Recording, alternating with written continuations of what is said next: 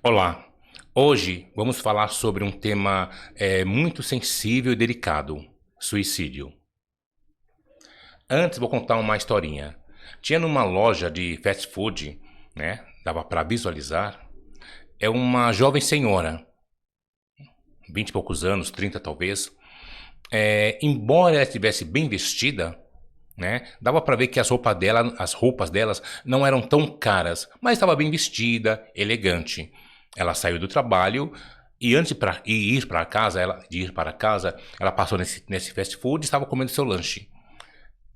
E através da vitrine da vidraça, ela viu do outro lado um restaurante muito chique. E ela visualizou uma outra jovem, talvez a mesma idade que ela, só que uma loira, né? Só que dava para ver, né? A mulher conhece muito bem disso, que as roupas que ela usava, eram caríssimas. E dava para ver que ela tinha um grau mais elevado, estava em outro patamar. Enquanto ela estava sozinha comendo seu lanche, a outra estava rodeada de amigos, né? Conversando, rindo, aquela coisa toda. E ela pensou com ela: poxa, essa aí acho que não tem problema nenhum. Né? Tem muito dinheiro, não tem problema com dinheiro, não tem preocupação em pagar as contas. Ela terminou seu lanche, né? Saiu, pegou o carro e foi para casa. Só que antes ela passou numa igreja, né? Que ela já ia há algum tempo, né? E nessa pregação o pastor falou sobre o Salmo 73, que se eu não me engano é Salmo de Asaf, né? Que ele diz o seguinte: Quanto a mim, quanto a mim, os meus pés quase escorregaram, se resvalaram, porque eu atentava, né? Porque observava a prosperidade dos ímpios. Até que entrei no santuário do Senhor e entendi o fim deles. Ela saiu da igreja, foi para casa. O seu marido, que havia chegado primeiro do trabalho, já havia preparado o jantar. Ela subiu, tomou um banho rapidinho e desceu para jantar. Ela, né, o marido, tinha o filho e uma filhinha. E tinha um cachorrinho que não parava de pular lá querendo alguma coisa, um petisco. Aí jantaram e foram assistir um filme. Ela e o marido. A menininha que brincava com uma boneca, aliás, com videogame, deixou a boneca, a menininha que brincava com o celular, deixou o celular de lado e foi brincar com uma boneca. O menininho foi pro quarto jogar videogame e ficaram assistindo o filme, ela e o marido. Paralelamente, quase ao mesmo tempo, né, que ela havia saído do fast food, aquela loira, toda extrovertida, alegre, ela também saiu. Se despediu dos amigos, com um beijo, sempre sorridente, alegre. Ela entrou no carro. Aliás, quando ele entrou no carro, né? Porque o manobrista trouxe. Enquanto a primeira pegou o carro e foi embora, a outra foi no local mais chique, mais caro, tinha manobrista. O manobrista trouxe o carro, ela se despediu dos amigos, né? Sempre sorridente, entrou no carro, olhou no retrovisor para acertar o retrovisor. Aí os olhos dela, né? O semblante dela já não tinha mais aquela alegria, aquele sorriso, mas sim um olhar de uma pessoa obstinada que sabia o que ia fazer. Ela foi para casa, só que no caminho para casa havia um viaduto. Ela saiu do carro e se jogou do viaduto, pondo assim fim à própria existência. O que eu quero dizer com isso? Muitas vezes, uma pessoa que é expansiva, alegre, sorridente, ela esconde aquele desejo de suicídio. Muitas pessoas pensam, né, que apenas uma pessoa que é introvertida, vive com ansiedade, depressão, tentam, ou querem cometer suicídio, pensam em morte. Só que muitas vezes, uma pessoa que é extrovertida, está sempre rindo, ela está com tendência a suicídio. Diz, inclusive, que entre os artistas, né, o maior índice de suicídio, de depressão, é justamente entre os comediantes. Aquele que faz você rir. Eu me recordo uma vez, eu fui no interior paulista gravar uma matéria sobre vinho suco, né? E a gente foi numa vinicultura, né? A gente também foi na indústria, na fábrica, onde eles envasavam o líquido, como que era o processo, o químico, né, no caso, o provador que ele cheirava e provava do vinho, ver como que estava.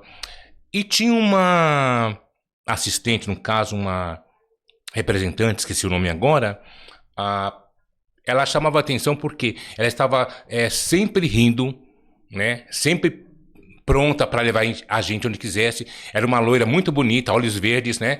Corpo escultural, jovem, uns 28 anos. E ela sempre rindo, alegre, não parava de rir, falava com a gente, muito comunicativa. Aí a gente acabou a matéria, nós fomos sentar para almoçar, né? Eu, ela, a repórter e a pessoa que estava auxiliando a gente. Ela sentou com a gente, né? E ela, tipo, desabafou. Ela meio que confessou por que ela vivia tão desse jeito, não parava, sempre alegre, entre aspas, né? Não parava. Ela falou o seguinte: se eu parar pra pensar um pouquinho, eu começo a chorar. Aí ela contou a história. Ela estava pra casar, né? O noivo dela era, acho que é da Marinha, alguma coisa assim, Marinha ou Aeronáutica, Marinha ou Aeronáutica. E na semana do casamento, ele teve um acidente de moto e ficou paraplégico. Mesmo assim, ele ficou um tempão no hospital, tanto é que ela confessou pra gente, né? Tá, lembrei, a assessora de imprensa, né? Não lembrava o nome, a assessora de imprensa. E aí ela ficou com ele um pouco no hospital, ele achava que ela não ia mais querer ele, porque tinha ficado com essa paraplégico, mas casaram assim mesmo. E ela falou que o casamento deles era um tormento, porque parecia que ele, de alguma forma, queria extravasar, ocupá-la pela situação dele, né? Maltratava ela, e ela aguentava tudo calada. Ela falou, só que eu sei que ele tá sofrendo, só que ele não imagina o que eu tô sofrendo, porque o meu sonho era casar de branco, entrar na igreja. Ela já tinha fechado tudo com buffet, tava tudo pago, ela cancelou tudo. E o sonho dela era esse. Então ela falou que se ela parasse para pensar, um pouquinho sentava, ela começava a chorar. Tanto é que ela trabalhava ali no interior de São Paulo, nessa vinicultura, né? E também ela trabalhava numa empresa de telecomunicações, né? Na Rua Vergueiro, que inclusive é onde nós estamos gravando agora, na Vergueiro, né? Então ela falou que pegava o carro dela, né? E ela vinha para São Paulo chorando o tempo inteiro. Então, às vezes, a pessoa vê uma pessoa sempre rindo e não imagina o que está passando com ela. Tem gente que acha, por exemplo, que uma pessoa que está sempre prometendo ou ameaçando cometer suicídio, que ela nunca vai fazê-lo. Mas é o contrário, vai até ela criar coragem e ela comete suicídio. Tem um chinês, né? O Lin Xianjun, ou Lin Xianjin. Ele é do Centro de Pesquisas em Crises Mentais, né? É Centro de Pesquisas em Crises Mentais, lá de Pequim.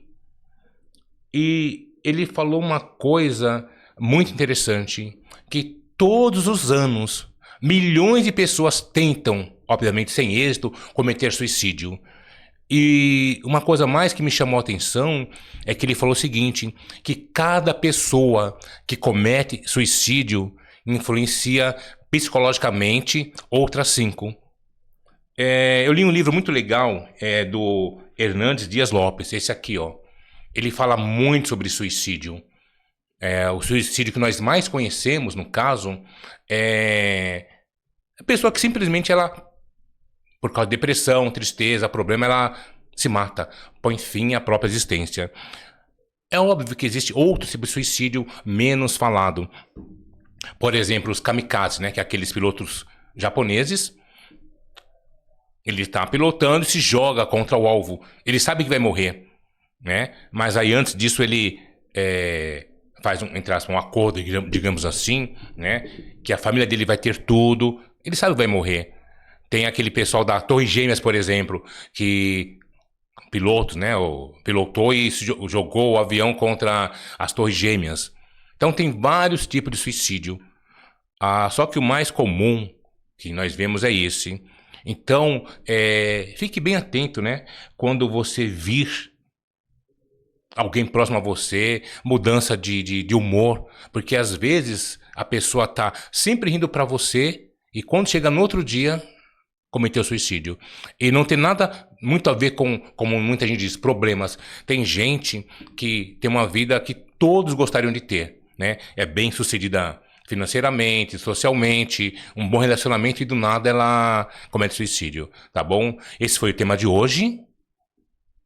E se você gostou desse tema, faz o seguinte, tem a setinha aqui, ó, clica, compartilha, visita o meu blog quersaber.blog.br, tá bom? E deixa lá o seu like, ok? Até a próxima.